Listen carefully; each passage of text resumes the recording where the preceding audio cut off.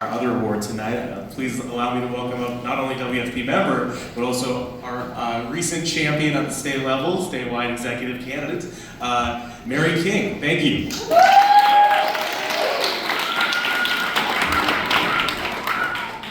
Thanks, Mayor. Thanks, everybody. It's great to see you out tonight. Appreciate you coming out. It's excellent. It's my real honor and pleasure to be introducing Barbara Dudley, frankly, a political super genius. And recipient tonight for the OWFP Lifetime Achievement Award. And I'm going to tell you some of what she's done. It's sort of a long list. But Barbara did co-found the Oregon Working Families Party in 2006. She did it with Tom Leadham, who then was president of the Teamsters Local 206. He also had been the two-time presidential candidate for the Teamsters National President race, running for the Teamsters for a Democratic Union, running against Jimmy Hoffa Jr. They got this party started with a bunch of other unions and community organizations, got party status and gained it. So that was the start of it. Barbara was relatively new to Oregon when she came, but she brought huge political experience, skills, and chops to the table. She started from decades of work with progressive organizations. As a law student, she was politically active with the National Lawyers Guild, and then after graduation, she went to Southeast Asia to work as civilian defense counsel for GIs who were resisting the war in Vietnam. Yeah. When she returned to the U.S., she represented tenants, she represented homemakers who were impoverished by divorce in the 1970s, and then California farm workers. She was elected as president and executive director of the National Lawyers Guild, and then she served as executive director of Greenpeace USA, which she followed up by working as, what's this type here, director of strategic campaigns for the National AFL-CIO, putting together a blue-green coalition to fight climate change. Yeah. She moved to Oregon and she joined the Portland Jobs and Justice Workers' Rights Board first state. She joined the board of the Oregon Center for Public Policy, and she became a founding board member of Family Forward, which was huge, working with Working Families Party for paid 6 days. You remember paid family days, and Snickers over here. Barbara taught classes at BSU. She taught the politics of world trade, she taught nonprofit management, she taught social sustainability, and she taught with me a senior capstone on student debt that got legislative attention to the proposal. That attention was all down to her. Now, she's still a senior advisor to the local party, but her primary focus these past several years has been at the national level. She's been a continuing member of the executive committee of the National Working Families Party, on the board of the Sunrise Movement, and on the board of the National Lawyers Guild. But luckily for us, she still continues to be a mentor and advisor here in Oregon, and recently participated in our triumphs in the city and county races. So locally, things happen. Yeah. So this award is fantastic and really well deserved that Barbara be recognized tonight with this Lifetime Achievement Award. And I want to say, after having been so inspiring and encouraging to so many of us. So Barbara, turn it over.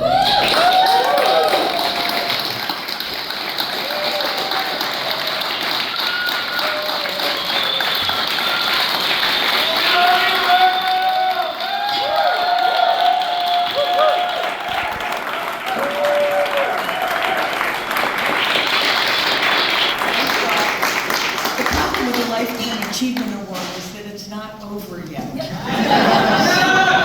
We've still got a hell of a lot of work to do if you haven't noticed. So when we started the Working Families Party here in Oregon, we were just the third party in the country. There are now 15 states that have Working Families parties. And we have our work cut out for us. Here in Oregon, we did very well. We have an excellent team. We elected a serious majority on the city council. from whom we expect wonderful things. We elected 2 of the new county commissioners and an incredible group of new legislators. So there will be a Working Families Party caucus in the state legislature.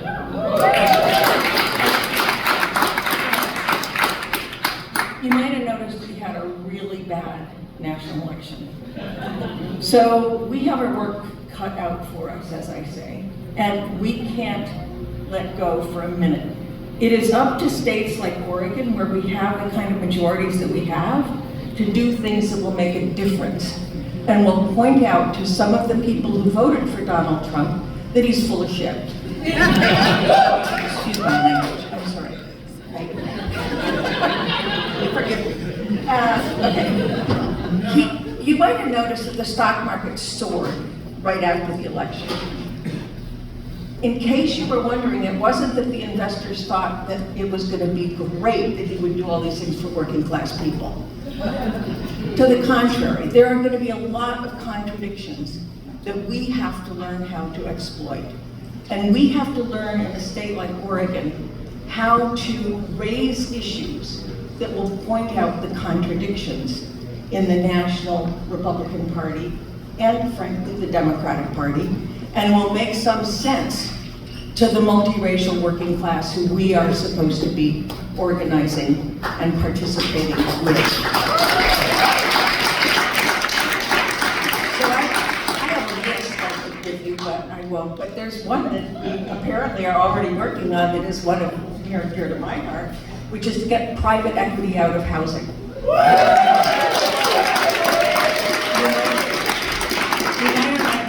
Jeff Merkley introduced a bill nationally, my favorite senator, introduced a bill nationally to get private equity out of housing. We can do it here on a state level and lead the way and show why housing prices are so high. It is not an accident. It is a deliberate move. And there's another thing we can do. I mean, I could go on. I have a long list, but this will be my last one. Legislation that Joe Biden, remember him? That he got passed, the CHIPS Act and the so-called Inflation Reduction Act. There are labor standards in those acts, but they are not being enforced. Here in Oregon, we have analog devices, we have Intel who are getting all this CHIPS money. They're not doing the things that they're supposed to be doing for their workers. And it is up to us to claw back the money that Oregon contributes to them and get some commitments from them to do the right thing by their workers, rather than laying them off and denying them the right to organize. So those are a couple of the things. There's a whole lot of things that we can do to prove that we are the party of the multiracial working class. So lifetime, not yet over.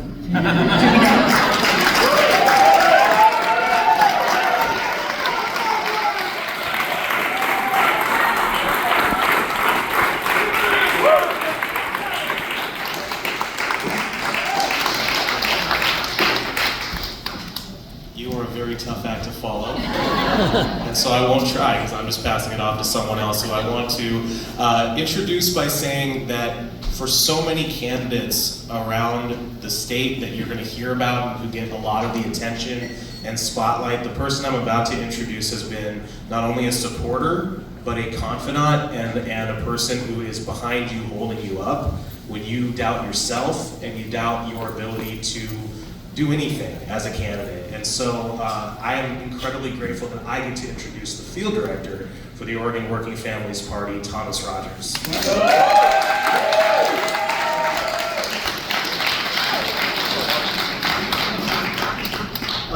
And it's my honor to introduce someone who's been a driving force for working families across the country. For organizing for her pa's best friend to become the first openly gay black mayor in the country, to labor organizing at Child Care Providers United, AFSCME, and SEIU. And also, I think she wanted me to ask that we applaud the workers at the Holicene tonight.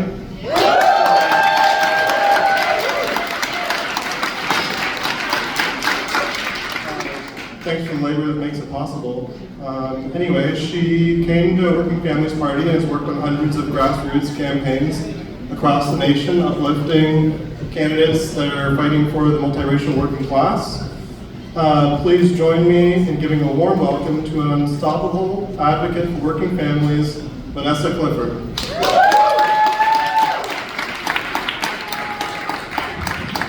Good evening. How's everybody doing? All right, so I'm going to cut out a lot of what I was going to say because it's already been said by some of our fearless leaders.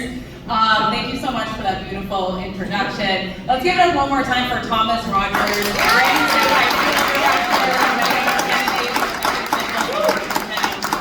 for our brand new organizing director and former campaign manager for none other than Mary King, Nicole.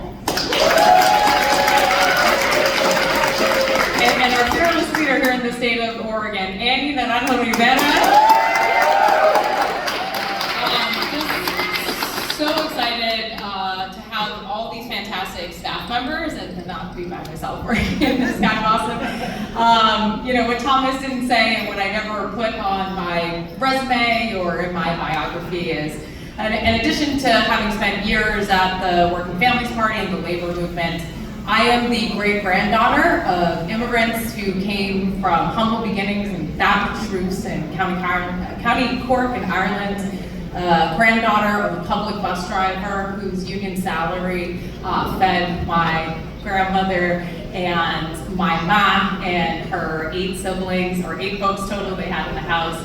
And I'm the daughter of parents who met union organizing together at SEIU. The radicals that they were, they tried to overthrow the leadership and got fired for that. My dad ended up opening a bar, so this is kind of my home, and thank you again to the workers, and thanks for doing that for me, Thomas. Appreciate it.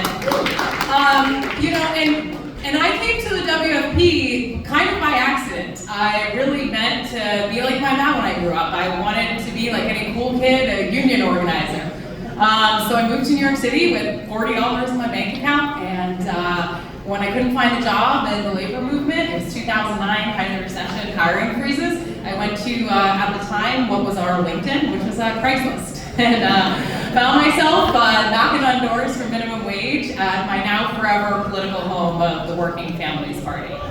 You know, I have since left, spent about 8 years in the labor movement, but I never left, like many of you in this room. I was a super volunteer, I was a state committee member, I was sitting on the New York State Committee, and I was also a dues-paying membership, which we'll get to that, don't worry. A dues-paying member. You know, I left and I stayed very active, but it really wasn't a challenging decision for me to come back to the Working Families Party in 2018, because after years of sitting at the bargaining table, I became extremely frustrated when you realize you cannot negotiate your way out of bad elected officials, okay?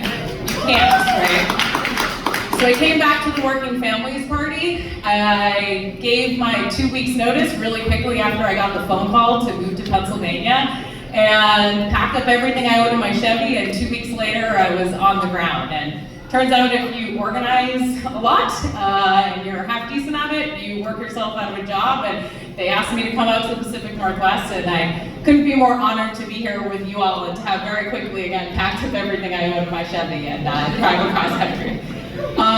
You all have been tremendous and welcomed me here to this beautiful, beautiful state.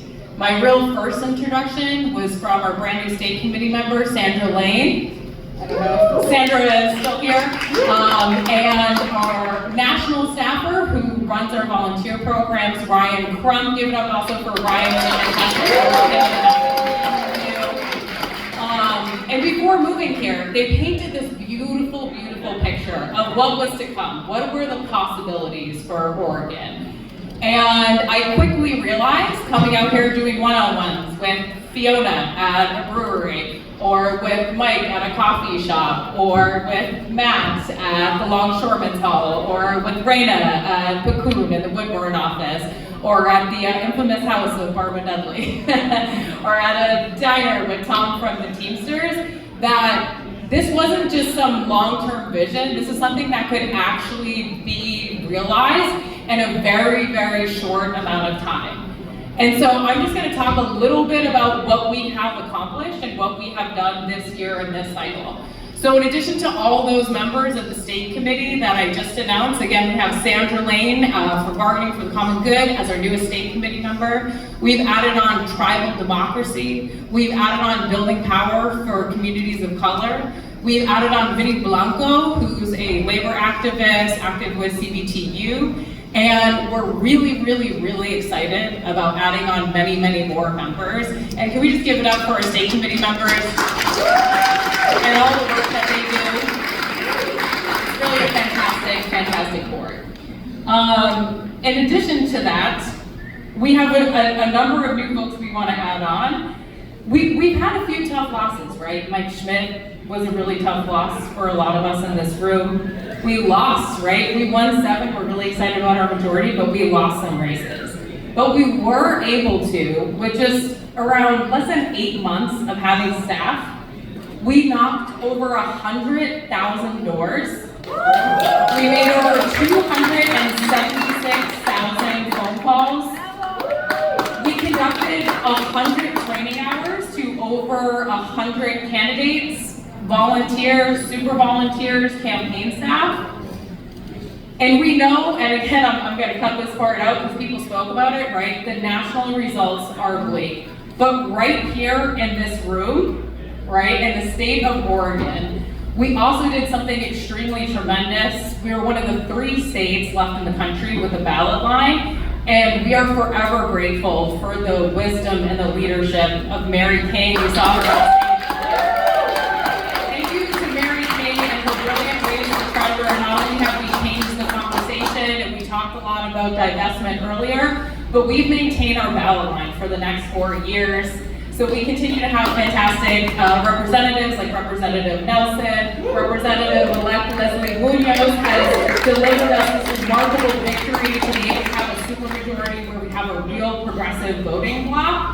But also, this ballot line allows us to hold our elected officials accountable. And so next year and the year after, when they're coming back for our endorsement, they know that if they want that nomination, if you want that validation of Working Families Party underneath your name and the state legislative races at the top of the ticket, you're going to have to really live your values in the legislature. So we couldn't be more excited about what's to come and the power of that. And then one more time, we're just going to shout out the very, very exciting victories we have. It's really, really challenging to get something done at the city level if you don't have the county. And to get something done at the state level if it can't be implemented in the county and in the municipal level. So again, one more time for Megan, for Vince, for Shannon Singleton, who are going to be fantastic partners. And I think in the room here, again, and the council member elects want to stand up. Angelita Murillo, Tiffany Koyama Lane, Mitch Green, Samir Canal. We're so excited to bring these folks into office and then for us to show up for them. So thank you all so much again. I'm going to pass it back to our fearless leader, Vera Lopez.